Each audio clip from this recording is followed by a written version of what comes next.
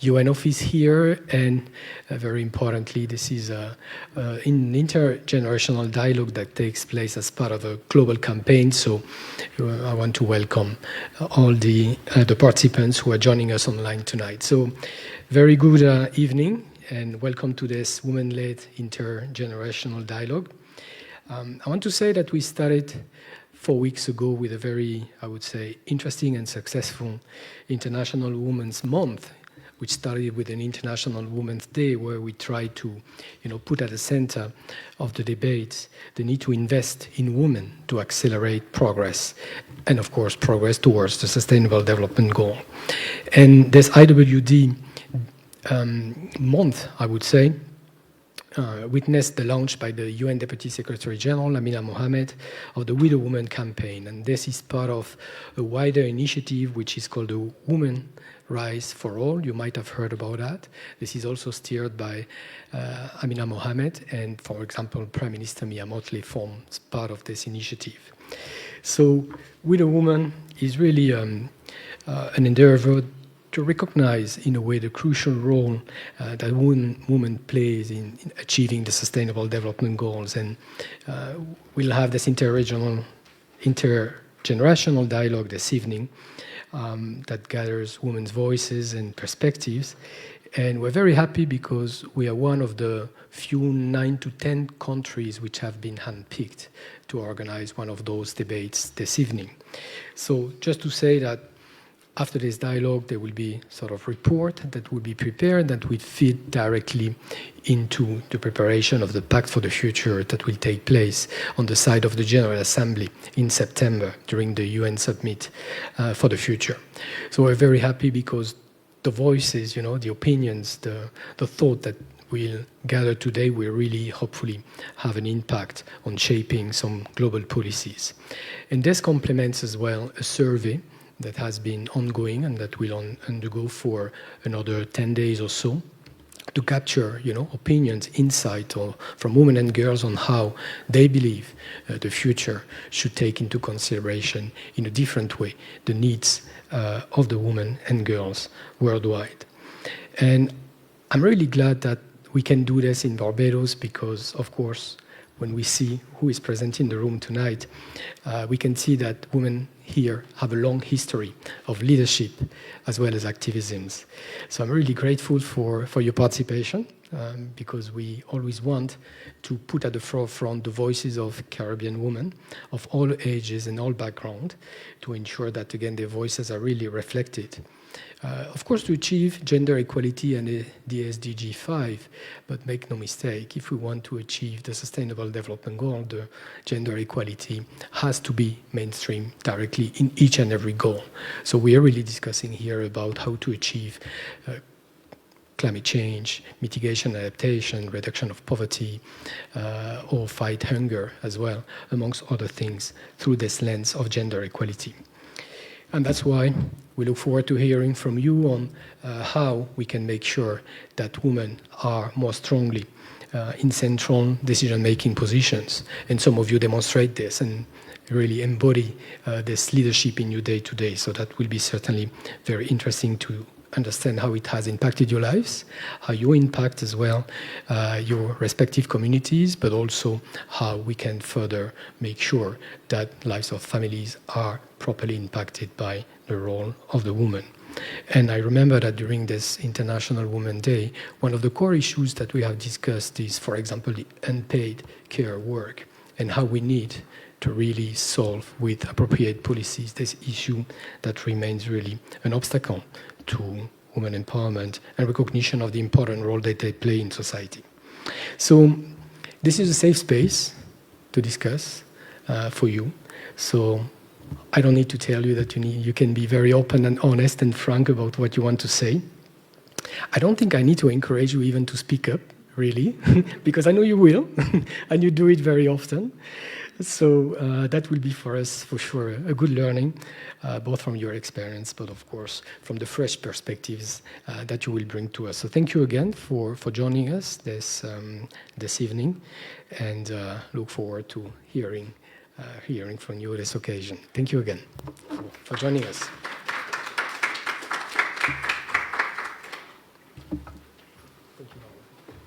Thank you very much.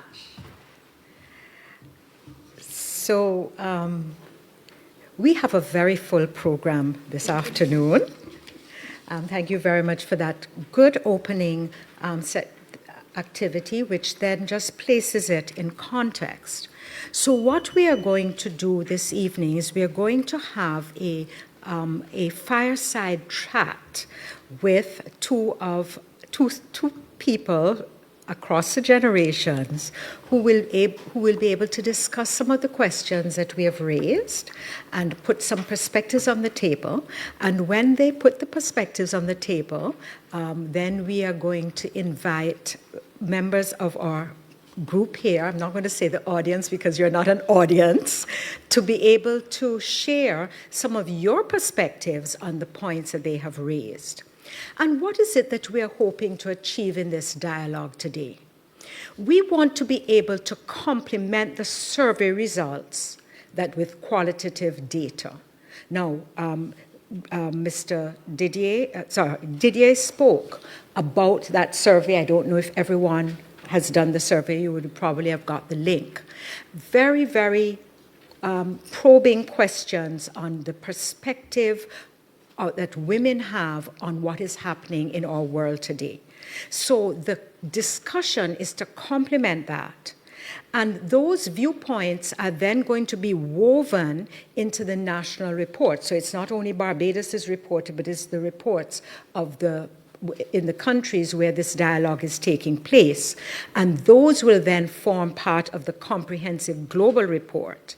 And then the survey and the global report will be an inputs for the Pact for the Future conference, which is going to be held in September, and Didier already spoke about that. So it's a threefold activity today. And so at this point in time, I would like to introduce the two main panelists who will be here sharing the space with us today. The first, as you have heard, is Dr. Rosina Wiltshire. Rosina, we invite you to come up. And Rosina is a renowned leader in international development and gender equality. She has had a long career in promoting women's political participation and supporting the South African transition team.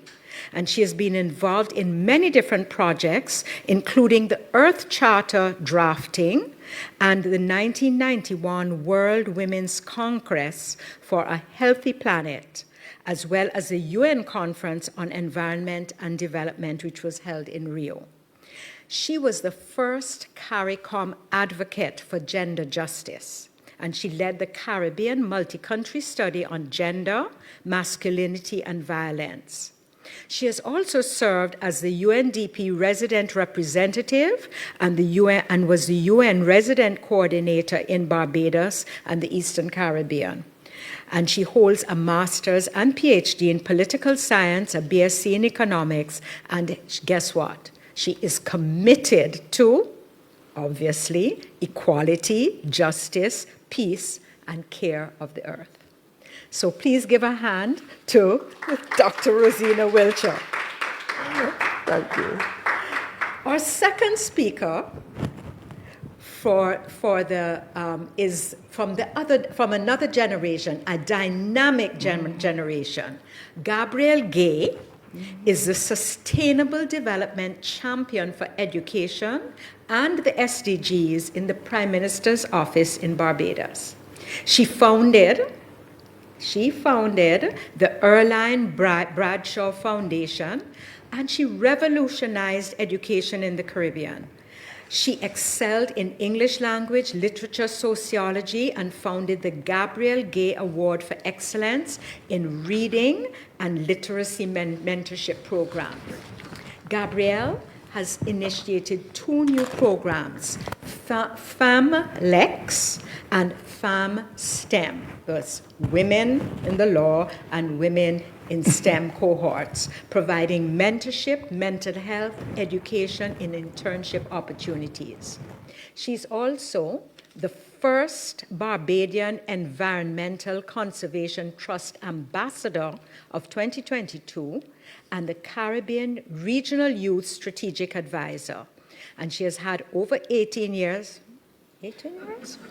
of experience. She's committed to revolutionizing education and societal change. Gabrielle? Thank you.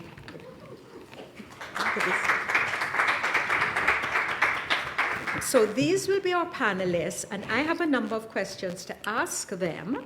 And then, but as we ask them, please keep a note of the kinds of things that you would like to add or share or question in terms of what they have offered. Okay? Thank you very much. Okay. So our first dialogue, I'm going to put the first question to the older generation. Okay? When you look at the next decade, Rosina, what is it that worries you most? What are the most pressing issues that you have found to be in the community? Thank you. I must begin by saying that I do not worry. Worry, whatever religious tradition you come from, do not worry. Do what you can do and to achieve the goals. So I have concerns which I find empowering. Worry I find debilitating because it focuses on what may happen in the future. So, but what concerns me the most, first, the violence in the community and violence, it's increasing in the region, it's increasing in communities. Violence against women beginning in the home, and COVID exacerbated that violence. The pressures are of poverty and inequality, growing poverty and inequality, also a major concern. And I should say my concerns are interconnected. The impacts of climate change on the earth, water, food prices, and the balance impacts on those as well, global and regional, national. Impacts on food prices as a result of climate change and violence. And all of these, as I said, reinforce one another to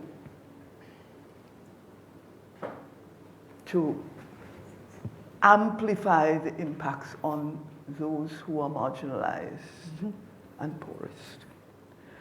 I want to add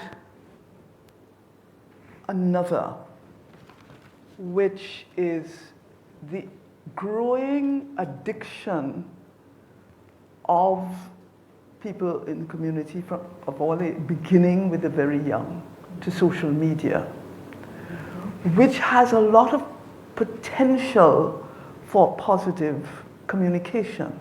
However, as we know, addiction is always problematic. And what the addiction does is to amplify our inhumanity or inability to interact as human beings with one another. We are distanced from our actions. So there is a growing lack of empathy, kindness, all of the things that will build peace, that will bring us closer together, that will make us treat the earth and animals with greater care. And all of empathy is what we said women would bring to the table because of their experience in rearing children, caring, being responsible for water, or caring for the elderly. And when we take away empathy, when we reduce empathy, and there is evidence that certain parts of the brain, because of the technology, which has so much potential for positive power, but because of how it is being used, whole aspects, sections of the brain are not developing. So I will stop there. Well, there is a lot that we would want to say, and already that has sparked a whole lot of thoughts in people's minds, and then you would like to comment. And I open to you, Gabrielle, to comment on this. Oh, and absolutely. I'll ask you the question. So, firstly, good evening, everyone. Good evening. So, firstly, it's my pleasure and honor to be here. And I absolutely want to, reiterate and, speak to what my colleague was discussing with regards to, firstly, challenging your nomenclature that we address these situations with. So as you said correctly, it's about understanding that these are challenges. This is what I always tell the young people as well that are in our programs.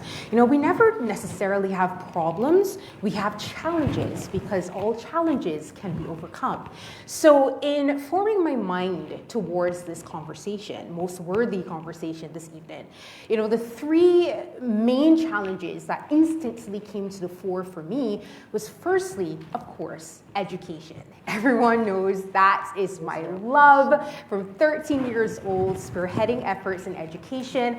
And the United Nations estimated that in the COVID-19 pandemic, 94% of education systems, which includes small island developing states, were negatively affected by the pandemic. So that's the first thing.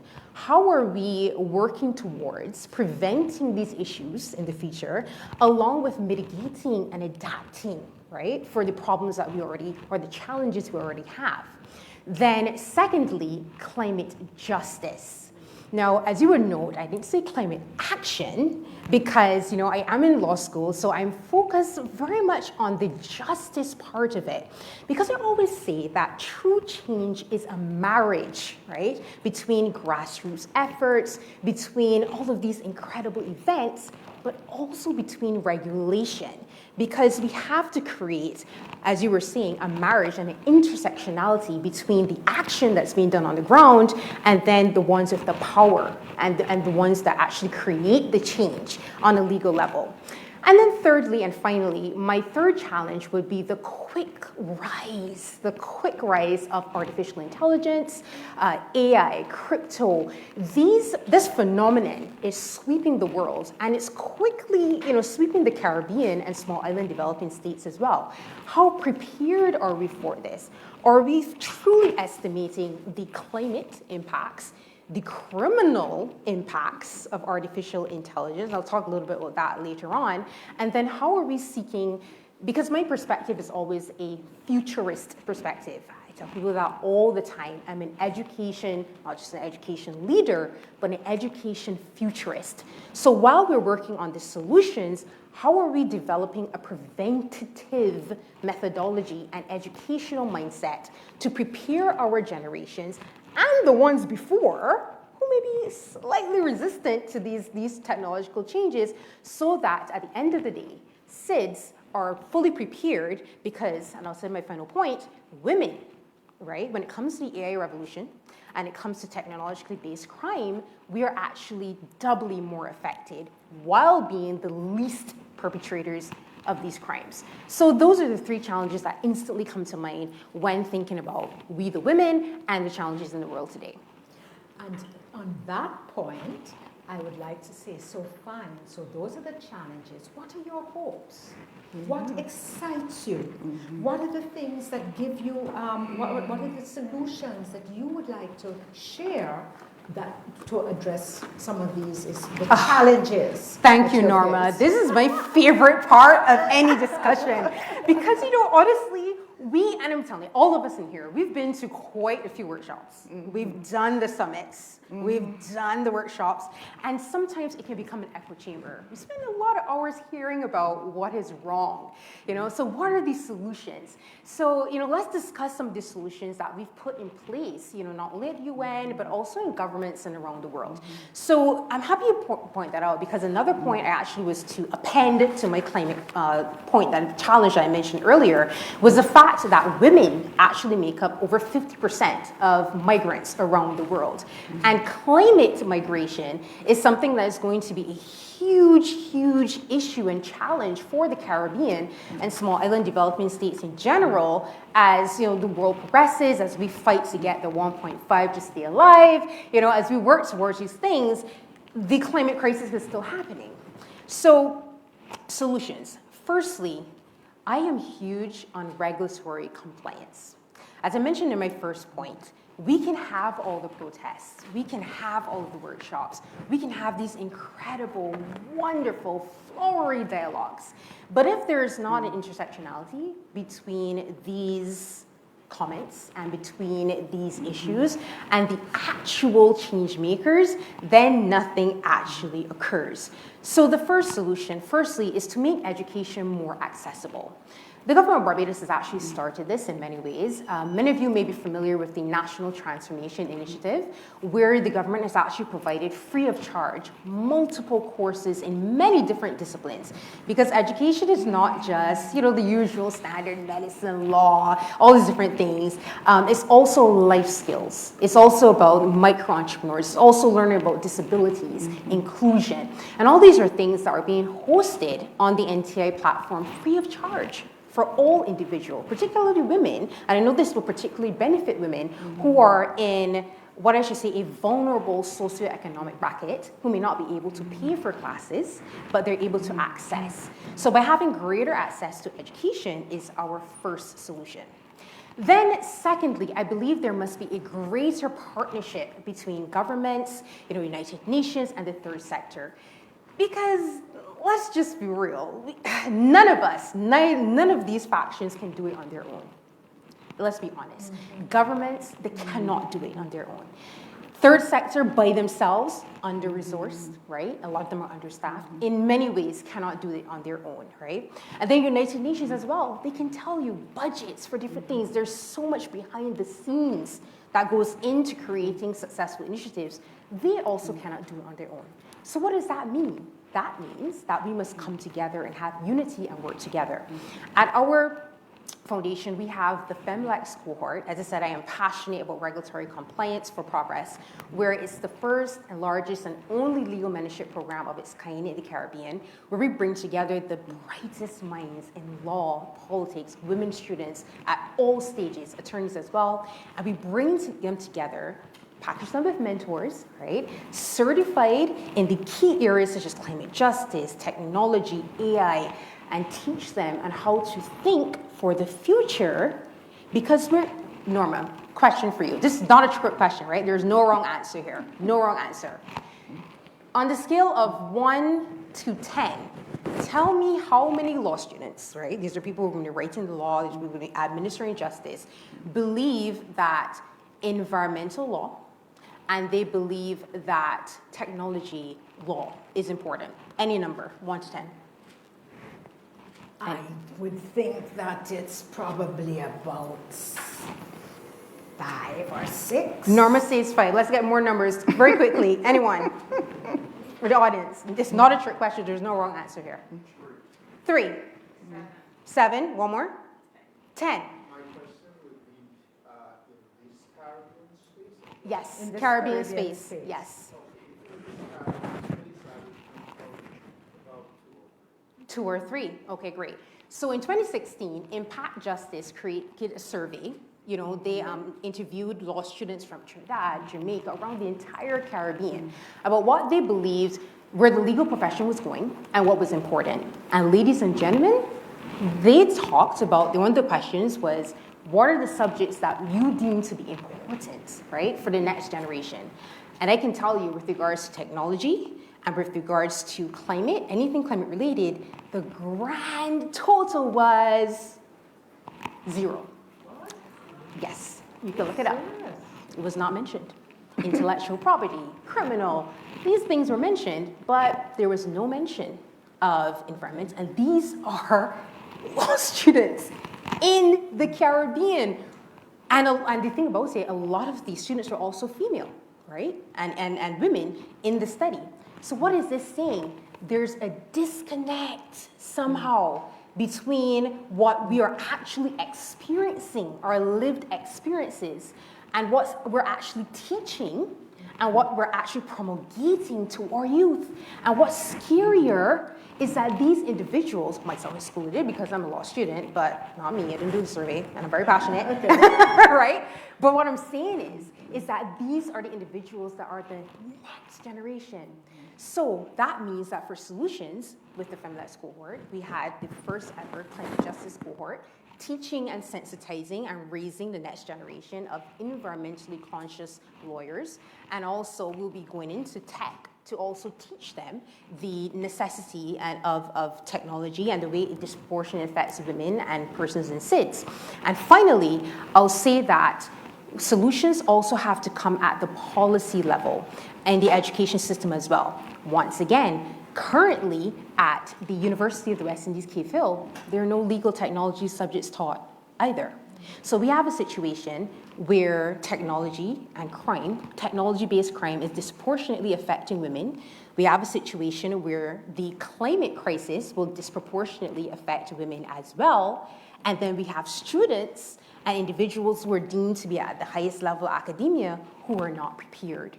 So the solution will be, as I said, working together at the third sector, UN, governmental organizations, the governments coming together, and then organizations and foundations like myself with our mentorship and education programs to ensure that we pass along that futurist mentality where we push out students and leaders who know about change and are willing to ensure that it's implemented.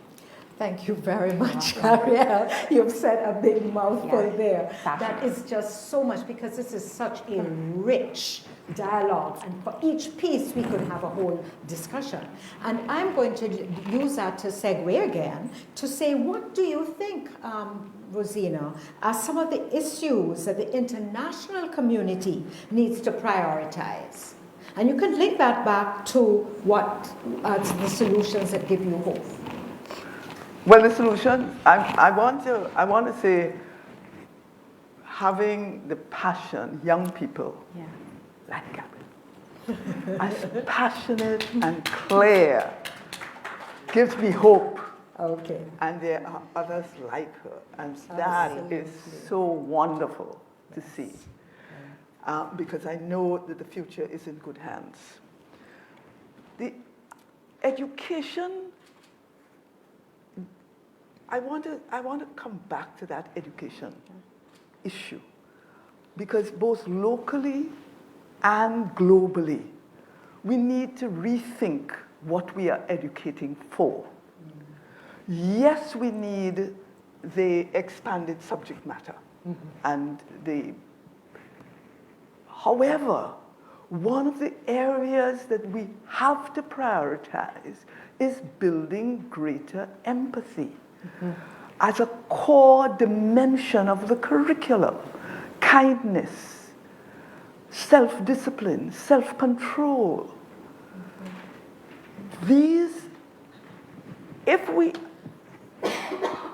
we are not careful, we will have a whole new generation absolutely skilled in the technology, but unable to manage their emotions, unable to manage conflict.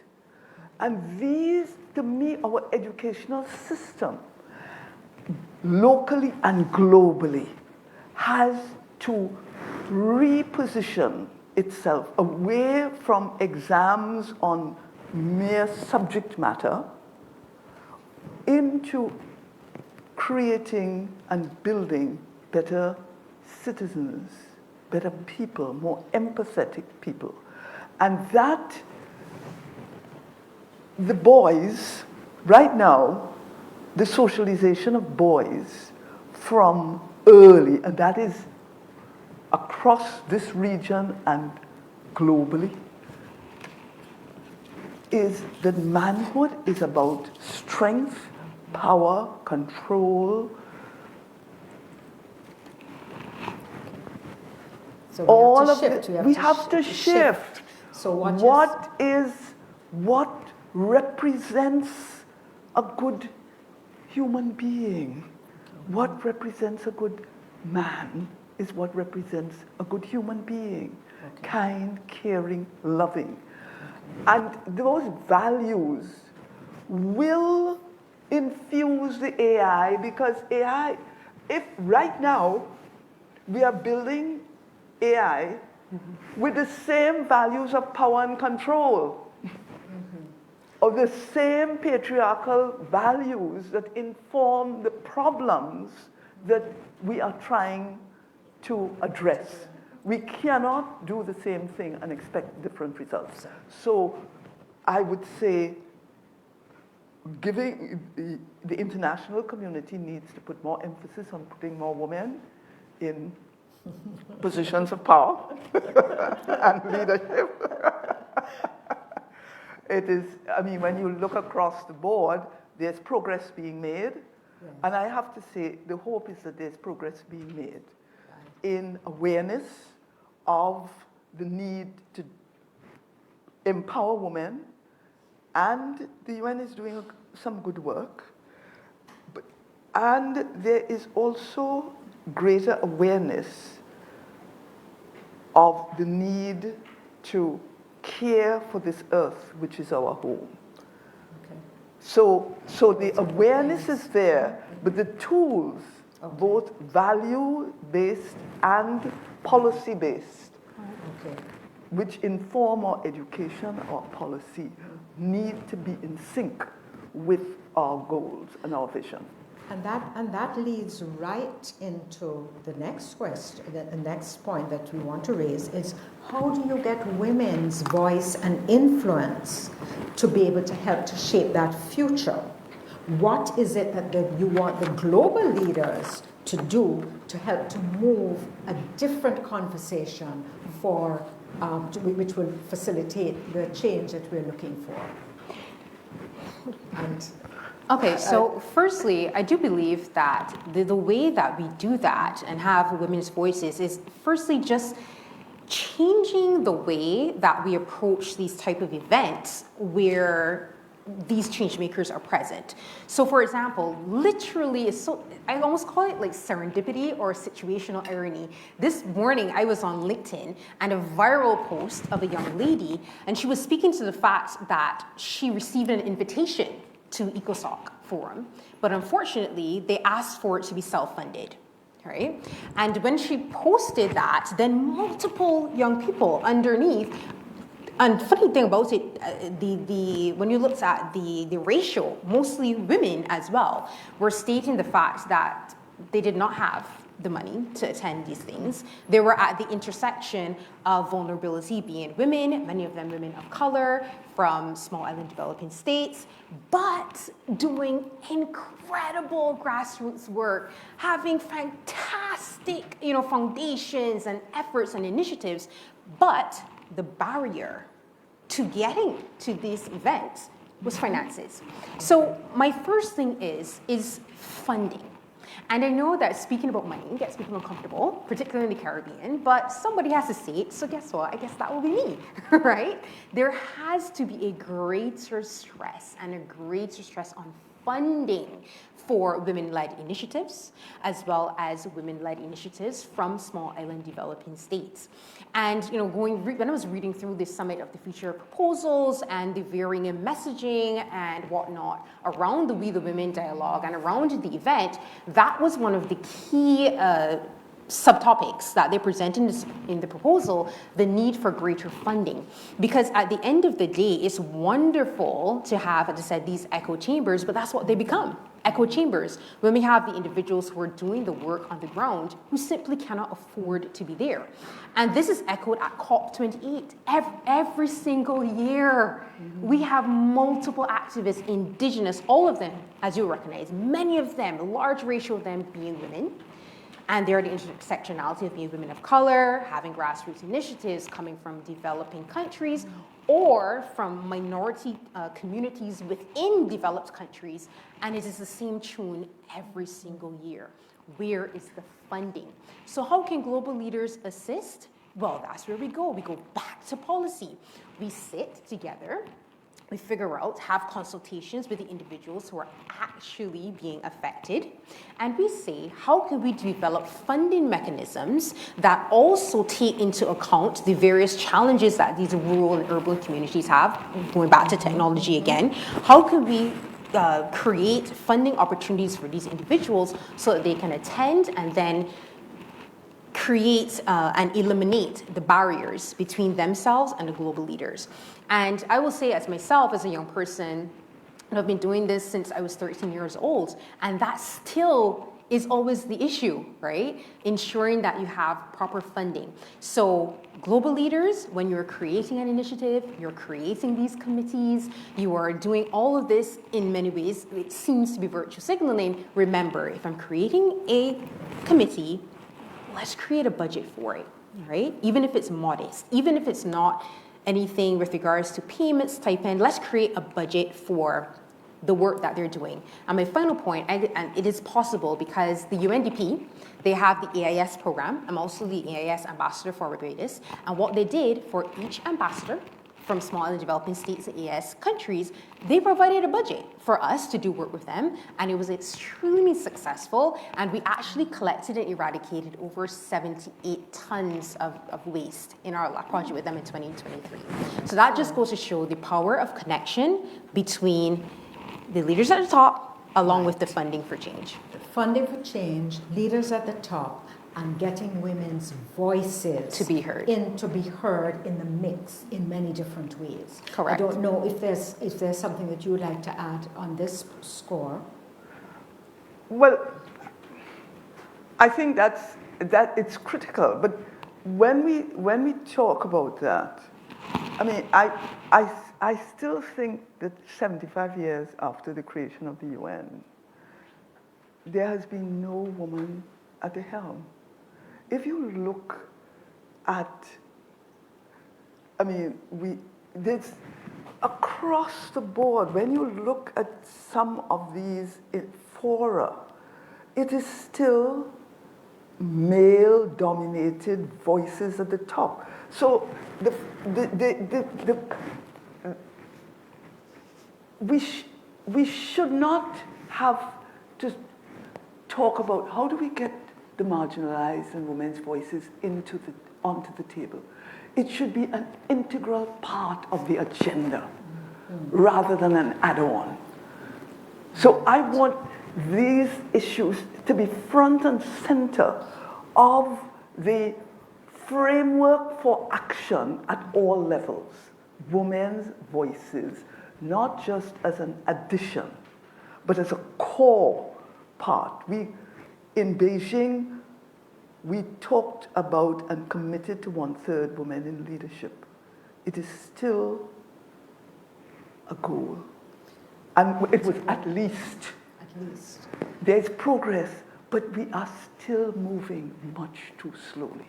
And it is not only at the very highest levels, it is right across both the public and private sector, where we know that if there are more women involved in the decision-making and the leadership, it makes a tremendous difference in terms of the profitability, of the effectiveness of the organization. So we need to get the women speaking and getting our voices heard at the highest levels.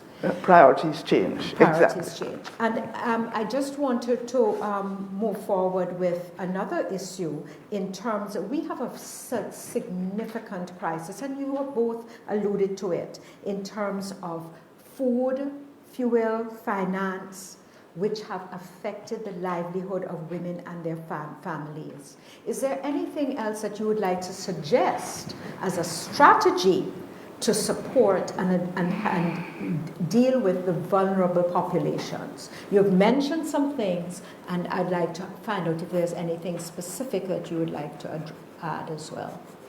I believe, along with, of course, education and awareness, particularly, and I love that you mentioned food as well, because I do believe our women in the agricultural sector are largely left out of the conversation in many ways. There's an effort in St. Lucia, I believe it's called Helen's Daughters, who do incredible work with agricultural, both micro, medium, and so on entrepreneurs.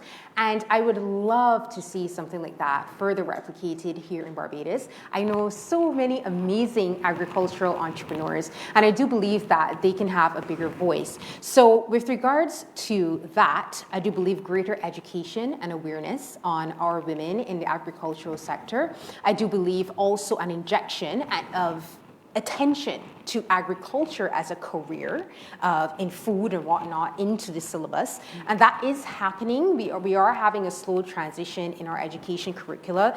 Most of you may have heard about the Education Transformation BIM initiative that's been happening, where we're seeking to see how we can bring in, as you spoke about, empathy, soft skills, agriculture, all these various elements into education so that we provide our young people not only with the regular traditional academic subjects, but also with the soft skills, the mentorship, and the internships needed to succeed. So I strongly believe that, as you mentioned, the intersection of food, income, and women cannot be overstated enough. And with the solutions that I mentioned prior, a marriage of education, advocacy, internship, and support, then we will begin to see massive positive changes in that area.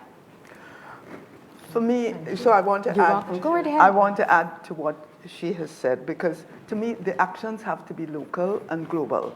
Absolutely. The indicators of progress, as long as the indicators of progress remain heavily economic indicators, we are going to be picking up the pieces and always going against the stream. We have to change the indicators of progress. What is the value? What is wealth? And wealth, we have to move merely from financial wealth to social wealth, spiritual wealth, environmental wealth, all the dimensions of wealth, intellectual wealth, that actually make for a healthy community, a healthy community, and a healthy nation, and a healthy world. So refocusing and rejigging our indicators of progress while empowering those who are doing work, as Gabrielle said, on the ground, giving them resources, enabling, recognizing their work and valuing it. Because and I must say, the notion of soft skills, anytime we talk about soft, because we don't value soft, it is again, It's seen as too soft. It is seen as, okay, maybe if we need to drop something, we could drop that. Yes. But we have to, it's a weakness. We see soft as weak. So I tend not to use that language because love is powerful. I say water wears away stone. Love transforms our reality. So it's not soft. It's absolutely powerful. But we have to even the language we use, redefine what we value and refocus on it from the top to the bottom, from the individual to the collective. Because if we do not buy in ourselves as individuals to a changed reality, we are merely speaking what? Idly. Empty vessels. Echo chambers. Yeah. The echo chamber. But we have to build the pieces, connect the pieces, the policy and the action. Absolutely. at the fundamental level, what is valuable. And you've raised some very, very important points, and I know that people are just ready to be able to comment and add in. I'd like to raise Before you go, I want, we've been talking about alternative energy for a long time. And I will let you, just saying that we can do it. The Barbados began with giving incentives for alternative energy way when I was in Nairobi in 1981.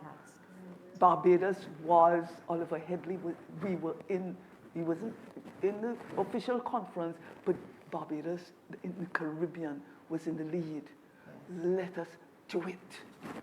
Absolutely. And let us find many different ways of creating the opportunities, the income earning opportunities related to that. And there are lots of those, and that's a whole other discussion. Thank you. I would like to just identify, as before we leave, a very key issue, the whole question of gender-based violence. What do we do with our men and boys? How can we partner with them to address that particular challenge? Well, let me go first here.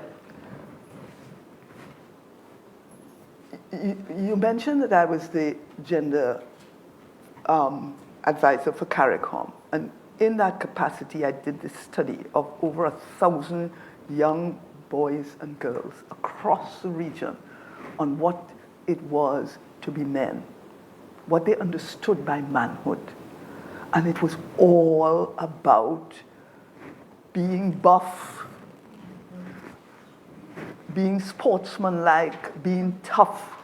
The boys said if they walked away from a fight, they were teased by girls, by everybody, as being sissies, as their friends.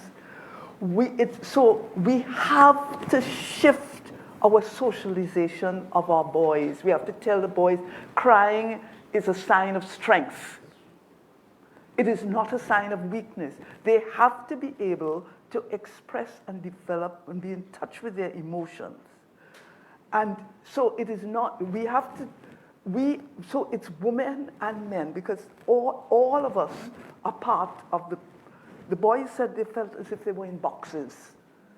They couldn't step out of that box, and even though they didn't believe in violence against women, if a girl tried to behave as if she was trying to be boss, then you needed to put her in her place. So there were reasons why you could be violent. Justified. And I've seen a similar study in Africa. You don't believe in violence, but if the woman not behaving as she should, then it's okay to be violent. You know, if you have a girlfriend and she go off with somebody else, then it's okay to be violent. So we have to shift the socialization and shift the narrative. So re-socialize ourselves about what it is to be a good boy, a man, what it is to be a good man, kindness, love, caring, being able to cry is manly. So the gender-based violence has deep foundations. So in addition to re-education and to there being consequences for violence, because there has to be in the legal system consequences. Okay. All right? So, yes. I'm going to ask you, Gabrielle. Absolutely. I'm so happy to segue on that point, because that's my actual point. That's what I was about to speak about. The fact that along with greater socialization, then we also need to also update our legal system and also re-socialize society with regards to crime, particularly from a legal, technological point of view. Because now with the influx of AI, I'm sure many of you may know about deep fakes, right? We also heard about revenge pornography, these types of things. So gender-based violence is now taking on a new face. Yeah. And these types of crimes, deepfake pornography, revenge pornography, it has largely been perpetuated by men. And as you said, the socialization then creates this faux ideology that, well, maybe she deserved it because she broke up with me and whatnot. So as you said, along with re-socializing our men's mentality towards women, is also about, one, educating our women as well with regards to the AI revolution in this regard, and also updating our regulatory policies with regards to this. So we've gotten off on a slightly bumpy start. In Barbados, we have this cybercrime bill that's been, hotly debated, but still, we don't have any consequences, as you were speaking about, for these deepfake pornographies, for revenge pornography, for harassment, for bullying, sexual harassment online of women minors. These are things that are not adequately covered by our legislation. So it goes back then to our program that we have at our foundation from Let's Cohort, where we work, one, to educate, because I believe also in an element of equity when it comes to solutions, right? We have to re-socialize the men, but we also have to educate women as well too on these dangers and how we are intersectionally more vulnerable as women of color and women from small island developing states, because we don't have the regulatory and legal solutions in many cases to stave off these types of tech-based crimes. And then when we come together by educating women, also educating women who will be powerful in these areas as well, and re-socializing the men, that is then when we have that 360-degree solution that perpetually benefits society positively for all. Wow, there is a lot that could be said. We are just touching the tip of the iceberg of what can be shared, what needs to be expressed and addressed in very positive ways. And I just want to say I really appreciate the contribution that the generations have had. The generations weren't too far apart in many things. They were definitely on the same wavelength. And so I would like to now open to our participants, I'm not going to say the audience, to be able to give some feedback on any of the questions that we have raised, that the points that came up. I would love to get some of your perspectives on those. And I would like, as you speak, just to introduce yourself, please. And there is a mic that we're going to be able to move around. Just introduce yourself, your name and where you're from. You don't have to stand. Yes, we're a very informal group. Yes. My name is Shafia, London. I am from St. Vincent and the Grenadines, but I live in Barbados, and I manage the Banks Holdings group of companies. I say that to say that one of the topics that I think we need to address is women in business. Yeah. There are two areas in life that I notice women are severely underrepresented, and also they concern me when we talk about the future. One is policy, so at the governmental level, but the other is business. And those things marry and create the environment in which we live. We need the policy, but we also need the money. And women in business, from an income perspective, there's a big gap, and there are a number of issues, especially in the Caribbean. I see a change in what is happening. I do see more and more women occupying leadership roles in business. However, just as was said, the UN, after 75 years, doesn't have a head, but you don't have to look far to see the same thing replicated in the business world, where income, which we all need to survive, is controlled by the man. So in business, even in my own company, I was the first woman after 60 years. So when we talk about gender equality, when we talk about advancement of women, how can we support more women to get involved in business, to be more, to receive more equitable pay and benefits when they're in business, in the workplace?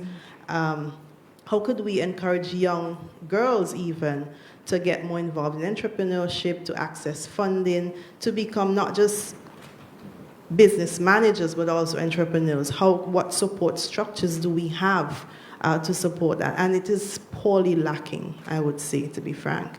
It is poorly lacking. We have, as women, we have particular needs, especially where work-life balance is concerned. So what you see is almost a pyramid of women in the business world. We are the ones that enter in larger numbers, but somehow at the top, we are the least represented. And a big reason for that is simply work-life balance. At some point, we have to stop because we are the one who have to stay with the kids, who have to be the caregivers. The support structures are just not there. So I would like, some discussions about how we not just motivate women to get involved in business and leadership roles in business and entrepreneurship, but also how do we address the support that women need in those roles.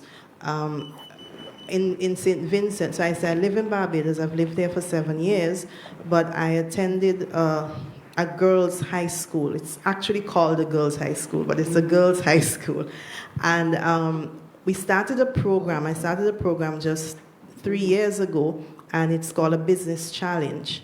And basically it is, I remember growing up, there was a leadership challenge where you would engage in social activities. It was a regional bank that was doing it, and it was a competition. And I think it was responsible in part for a lot of my confidence and the impact that I think I wanted to have on society.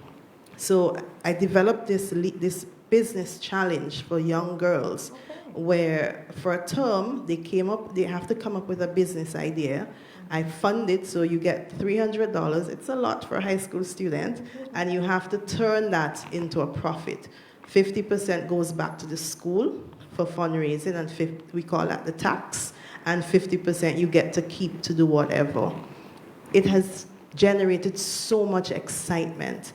All the schools have been knocking that they want to do the same thing because it's a practical application now to how girls could get more involved, how women could see business ideas and birth them. A lot of the girls who've graduated, it's a Form 3 program, they still have the businesses running, even after graduating from the program. So that's my small contribution because I saw a gap, but how could we do more of that to encourage more girls, again, just to reiterate before I wrap up, to be motivated, to get involved in earning income and leading from an entrepreneurship perspective, and also how do we support them when they're actually there. Absolutely. And you have come up with some very practical, because we asked what are some of the practical down-to-earth solutions that there are that we can move forward on this. I just want to, thanks for that. Again, the vista, if we look at women in the fisheries, agriculture, creative arts, entrepreneur, we see a lot of women involved. If we look at the access to financing, we are going to see a whole different skew. So your programs, such as the one you have articulated, and I know that UN Women and the UN system have been doing a lot of work in promoting exchanges of women in business and entrepreneurs, women in agriculture. We have to get the banking system, the financing, to see women as entrepreneurs. They're there. Just see them and give them the money that they deserve, because they make good business people. I want to segue a little bit on what you just said, because I had a personal experience with that, starting a business and going to the bank. And I'm married, and they told me I needed the permission of my husband to get the loan. Exactly. And I asked, does he need the permission, my permission? They're like, oh, we never thought of that. exactly. So it is a practical thing that you have raised. And that was so 50 years ago, and we can't believe that It's still so in the some- bank in some policies areas. today. Well, thank you very much for that related to the business part, and the entrepreneurship part is one of the solutions. And therefore, I'm open over here. Yes, thank you. Good evening, everyone. I'm Nastasia Rambran, researcher, writer, physician, and LGBTQ plus activist. So just to say, I think I agree with every single thing that was said here tonight. Not a point of disagreement. But I just want to add a couple of pieces of evidence to kind of put on our intersectional lens. So as Gabrielle said, in climate migration, women are more affected. Studies have also shown that LGBTQ plus people are especially vulnerable in situations of displacement. But Anchorbridge Environmental has done a policy paper, which I helped to prepare, to show that there's a total absence of considering LGBTQ plus people as vulnerable population in any of our climate migration or displacement or disaster mitigation measures and policies, total absence. And then again, obviously when that happens, there's also other intersections. So imagine a woman is vulnerable. What if she's a queer woman? What if she's a queer woman with disabilities? Can you imagine all those layers of vulnerability? Then last year, UNDP did a survey for LGBTI needs in Barbados. And I mean, this might come as no surprise, but 82% of the survey respondents, who were all LGBTQ plus people, said they did not feel empowered to act or to participate in politics and policy making in Barbados. In that number, men, cisgender men, actually felt more empowered to participate, big surprise, and women and trans people did not feel that same level. So those were intersecting with some of the questions we had, and I was also thinking about the question, what issues you think the international community need to prioritize in the next year? Well, as Dr. Wiltshire said, redefine what we value. So I would really like to see them prioritize the fall of the cis heteropatriarchy and late stage capitalism. But that's not going to happen in a year. So instead, I agree, I would love to see more representation, women in power, as well as representational, attendance of things and funding. But I want to add to that the funding should also be accountable, like the persons, because there's this thing that develops in NGOization of, where people do things for clout, they do things for access and personal advancement and leave the community behind. So it has to be more of an accountable sort of representation and funding, as well as including marginalized voices when we're doing that representation.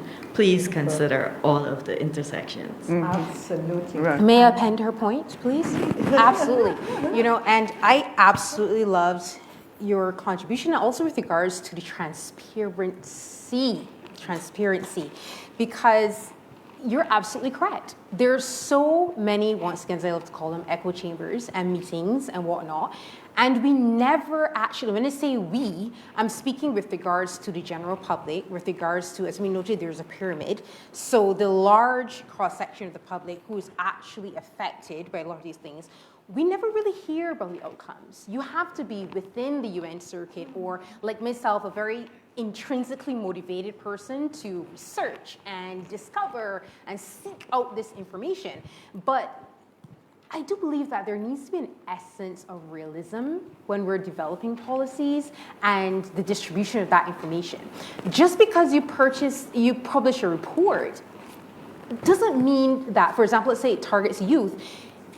Let's be real. The average young person is not going on the internet looking for late stage capitalism and how necessarily this may affect me intersectionally as a young person between 18 to 25 in the developing Caribbean. They're not doing that. They're on social media though, and they're on TikTok, and they are looking for easily digestible information and formats. And for me, it's about marrying realistic approaches and how do we take this information that we've collected. As you said, you've been working assiduously on collecting data within your niche.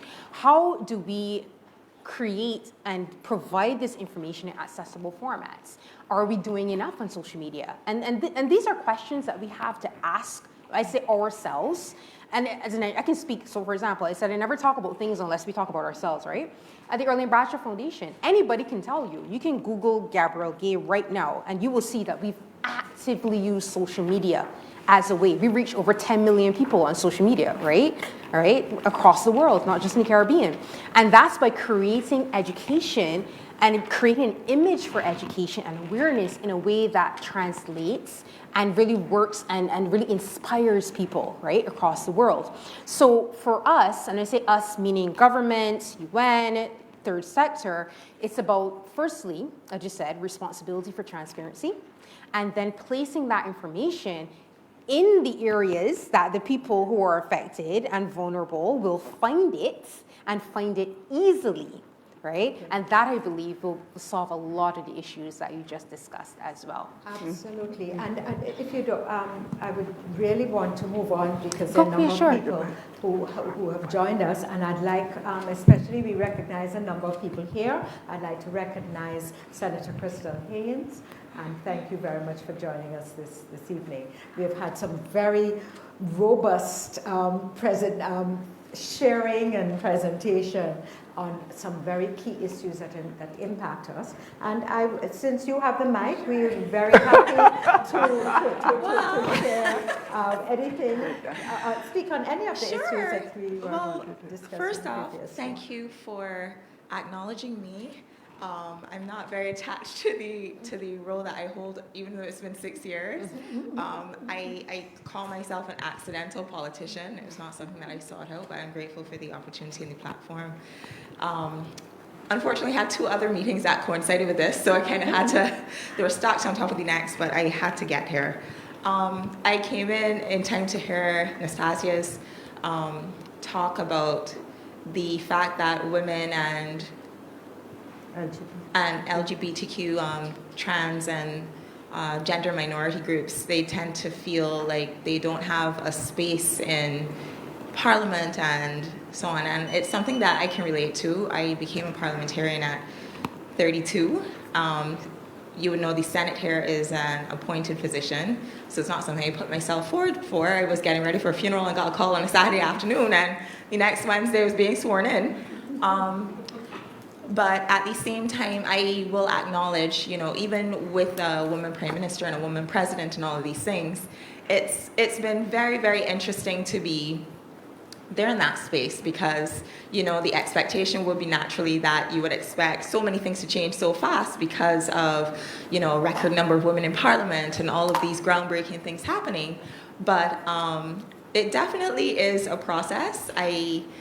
I have been honored to have senior women colleagues, Ambassador Thompson, as the Deputy President of the Senate right now. She has kind of taken me under her wing since she joined the Senate 2 years ago, and having someone like her who's been in Parliament, I think this is her 5th term in Parliament, there to mentor me and to encourage me and to help me to become a better parliamentarian and a better public figure. I really appreciate having her in that space, and I think that has been one of the positives. We're having other women in the space who have been through the things I've been through, because she herself would have become a parliamentarian, I believe, in her late 20s, if not early 30s.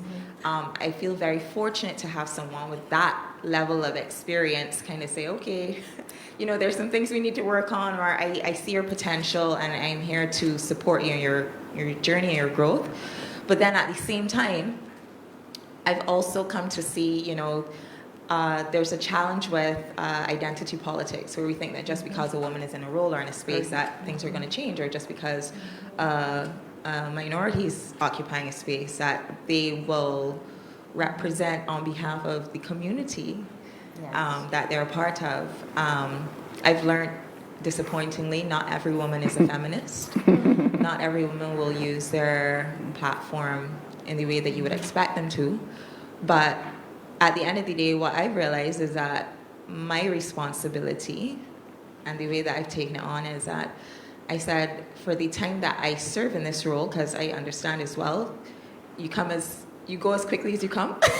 But for the time that I'm here, I'm trying not to just do it for myself and to make a positive impact. I'm so happy to see Dr. Wiltshire on the panel. Attended a conference in November, and she was so wonderful. I'm just really sorry that I missed the earlier part, but I just wanted to briefly share some of my experience in public life so far. And thank you very much for doing that, Yeah. because in fact we had a very important discussion in the dialogue about the importance of having women in leadership and supporting women in leadership, women supporting women, as well as as the whole system facilitating and enabling women to be able to move forward. So thank you very much for your contribution. In the absence of other things, we are on the same wavelength. And I would invite you to introduce yourself. I'm a judicial officer. I've been a judicial officer for almost 20 years. Before that, I was in legal practice, and I also teach at the university. And the name for the Justice record? Cornelius, Jacqueline Cornelius. Okay, thank I you want to very say much. what a pleasure it is to hear you, Gabrielle, and you. also you, Crystal. Simply because I feel incredibly old. Rosina, we feel old, right? But we're not old. She's young. saying not at all. You want So young. we feel old because, and I want to pull a couple of things together to answer your question, to deal with some of your issues, and also your emphasis on education. And I think they all tie together to explain why, one, you're not seeing women in business at certain levels. Two, education has to meet people at the point of their need and interest. And three, in terms of race, you say all skin folk aren't kinfolk. Well, all genitalia folk aren't kinfolk, right? So I want to deal with those three strands and sort of bring them together, mostly because Rosina has been here for a long time. I've been here for a long time as well, and it's interesting that we are still talking about a lot of the same things. We're looking at the same statistics. 1 in 3 women exposed to violence. You're looking at the same exclusion of persons with differing sexualities. You're looking at a small growth in women in political participation, but still, you're not necessarily seeing what you expected to see with increased women in participation. A lot has to do with which women's voices are heard and which women's voices and ideas are allowed to progress. The first thing I think for me, looking back from the viewpoint of 40 years now, is to say all women's voices need to be heard. And you talk, Gabrielle, about echo chambers.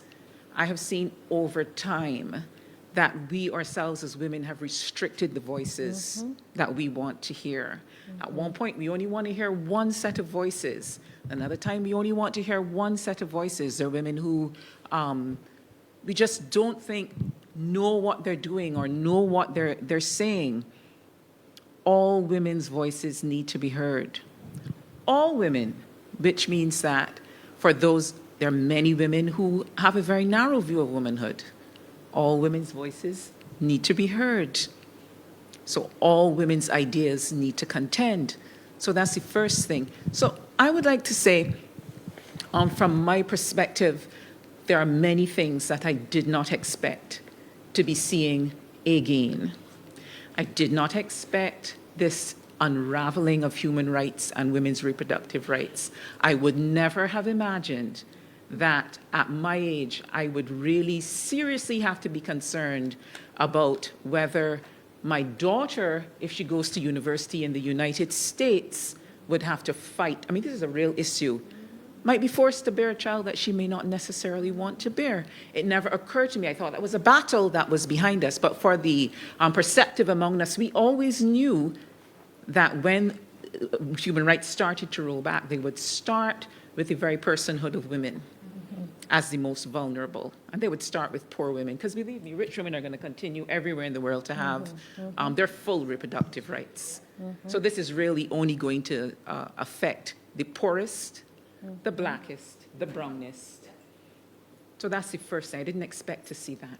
I also did not expect in my reasonably old age, I'm not old, but I did not expect after 40 years of activism to be faced with a real fear of food security, simply because I did not perceive, I'm not a student of world history or politics, but I did not perceive that there would be so many global conflicts and serious global conflicts that would immediately impact food security in small countries like ours. That is another real thing, because who are women? They're the poorest. Always. They're the poorest. They lose their jobs. They're the ones with the care of children. I did not expect to see that. We're facing that. That is a real concern for the future, because we are looking at a world that is going to be much different from the world that we grew up in, a world of relative safety and security in this region. Right now, we have essentially a war in Haiti, a terrorist and internecine war in Haiti. You have Ukraine. These are battles that before we would say, my grandmother used to say when she heard the news, oh, where's that? And she'd hear, oh, it's in somewhere. Oh, you mean that's outside? Well, it's not outside. It's actually inside, because we see as women, Guyana, we see as women when we go into the supermarket, basic items are not available. And all we know is that they're going to become, if this isn't resolved soon, we're going back to a situation where food insecurity is a real issue. It is a real issue. I also did not expect to see that there would be what should I call this? A sort of battening down on an anti-woman battening down in terms of participation in business, in public life. And what made it very clear to me, and any woman who has children and had a job during COVID knows, if you ever wanted to know what it was like to be barefoot and pregnant, remember your days in COVID. An inordinate amount of the burden of care of children fell on women. This is women from the top to the bottom. Who lost the most jobs? Women did. Whose businesses closed? All those home businesses. Who closed? Women did. Who were actually tied to the house? Women were. I did not expect to see that, and I did not expect to see how easily men fell back into the pattern of women having to do these things. I stood up in lines for hours. 90% of the people standing in those lines were women. So that was a fact. So I didn't expect to see those three things. And so that has taught me that our gains are very precarious. Very, very precarious, no matter what we say. I don't want to hog the floor, but to bring back to your point, why is it then that women reach a certain position in business? Or you reach your petticoat ceiling, because there's no glass ceiling. At least with a glass ceiling, you can see past it. You're actually under the petticoat. You're a petticoat ceiling. You can't get any further. You will see in business, and all sorts of studies show this, that women are people are very good at promoting women to be corporate secretaries. Thus far and no further. The supportive role, great at that. Thus far and no further. And I can say this, and I don't like to refer to the work that I do, but I deal with both family matters. I deal with the family court and I deal with the commercial court. I see women all day long in the family court. I see men all day long in the commercial court. I should tell you something, right? The sphere of family still is women. And the sphere of commerce still is men. So when we talk about education and meeting people at the point of their need and having programs that will speak to people, your interest in the environment, your interest in entrepreneurship, your interest in technology, AI, business, comes long before you get to university. You can go ahead and never be taught those things and go ahead and be an activist. But you know what you can't be an activist without? You cannot be an activist, you cannot be a full citizen of any country unless very early on you understand, as both men and women, that women are deserving of the full rights of citizenship, that they're entitled to the full extent of participation in the economy, in politics. That is what we are not teaching young men. We are still teaching them, and we're teaching women. One, primarily your focus is the home and family. Primarily your focus is outside the home, but more importantly, it isn't really outside the home. Your major concern is what Christine Barrow calls reputation. Reputation and the defense of reputation is at the root of most of our crime. Women remain, and when I talk about reputation, it's as Rosina spoke, the need to be respected, the need not to have your influence bartered or challenged. If you came to court, you will see people get killed and shot for looking in somebody's car. Someone who feels disrespected, for touching somebody on the back because they feel disrespected. This all has to do with reputation. Reputation in men in the Caribbean also means not participating in what I call, what you know as household relationships. So they're not going to participate in that because to do so damages your reputation. Now, this is not to say that men don't like doing it. There are lots of men who want to do it. But more than their family, more than anything else, is that they must protect their reputation. So what happens? Only some kinds of women are able to participate in business. Generally women who have had willingly to give up care of children, to give up deep intimate relationships, to give up care of the elderly. Now, this is what women do in every society. Those are the women, often, whom other women and men allow to pass. They are no danger to any system. They are no danger. Because what the society says makes you a woman, you don't have. But that's not what equality is about. You're as entitled to be the CEO with your husband, not asking his permission, and hopefully, I don't know, your children, if you so wish. Somewhere, that's where I say education comes in. Okay. We're not going to change this with laws. We're not going to change this with anything. We have to change it at an early stage. And I'm talking, you know, when we look at in the criminal courts and we talk about drug use, the statistics say that before 8, drug use is entrenched in people who will go on to offend because of drug use. Before 8. While children are young. And socialization.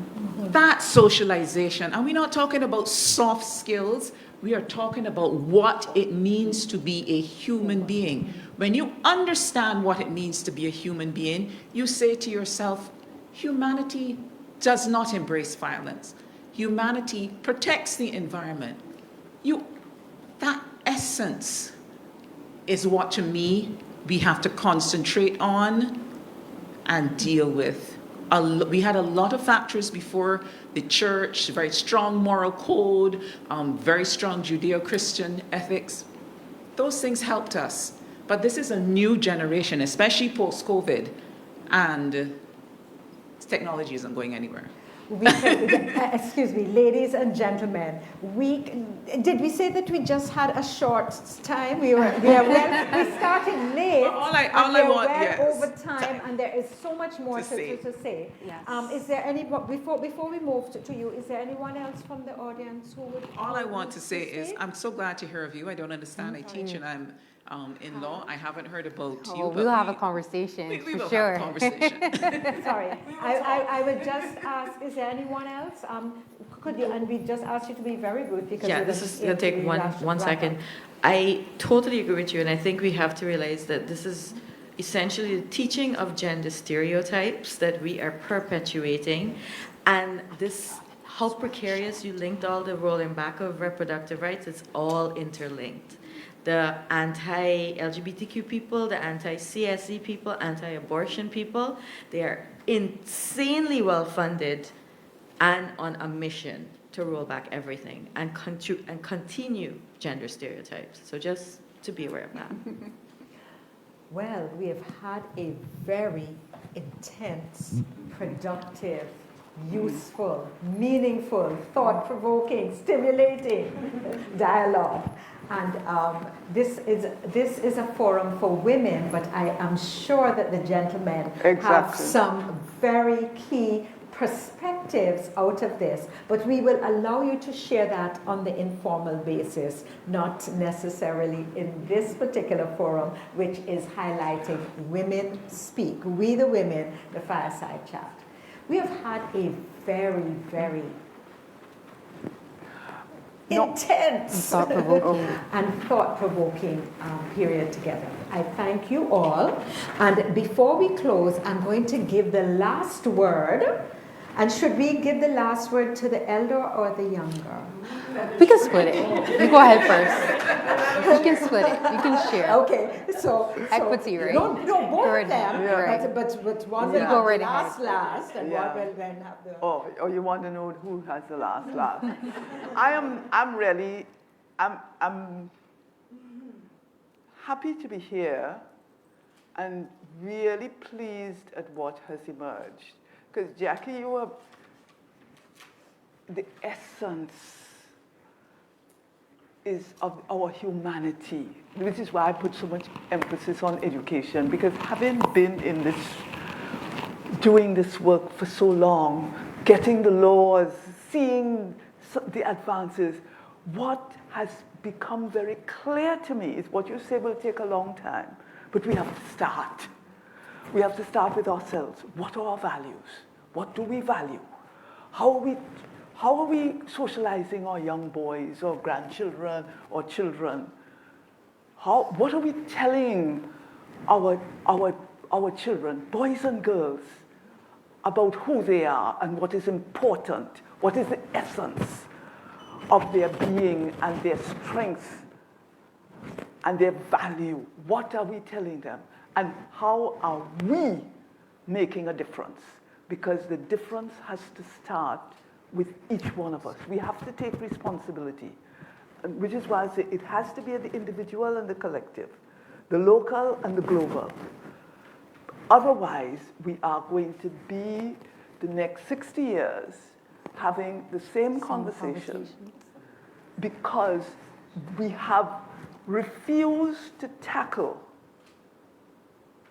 the most difficult dimension of the change, which is our mental frames and our value system about who we are, what is important, whether it is color, class, race, money, all of the externals. We have been sucked in to a material sense of who we are and what we are and where we are going and what is valuable.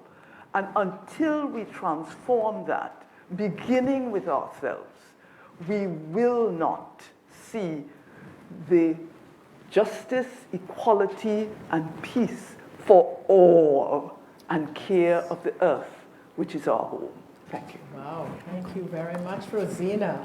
And at that, I leave you, Gabrielle, over to you. So firstly, I have to express my deep gratitude for being here. This was such a thought-provoking and genuine conversation. And, you know, for me personally, this conversation was excellent as it was intergenerational and allowed for such a wide gambit of topics to be discussed. And I just want to drive home the fact that I've been saying this quote literally for over a decade. Education is the nucleus of society's progress. We cannot progress unless we change the mindsets, we socialize differently, and we have a futurist mentality for where we're going. And what does that look like, particularly to young people and global leaders alike that may be on this stream, a replay audience, and individuals in this room? It looks like a marriage, once again, of education, but also socialization. It looks like a marriage of funding and economic awareness. Who are we placing our money behind? It also looks like transparency. When we begin these grand gestures and have these wonderful summits and have these magnanimous proclamations, what is the follow-up? And are we placing them in digestible formats and in accessible spaces so that those who are most affected can access as well? Because ultimately, there is no we. You cannot spell women without we. There is no unity without I, meaning the person, the individual, making a conscious declaration within themselves to join together as a whole to become better. Because it starts with one, right? The I is not just for individual, it's for unity.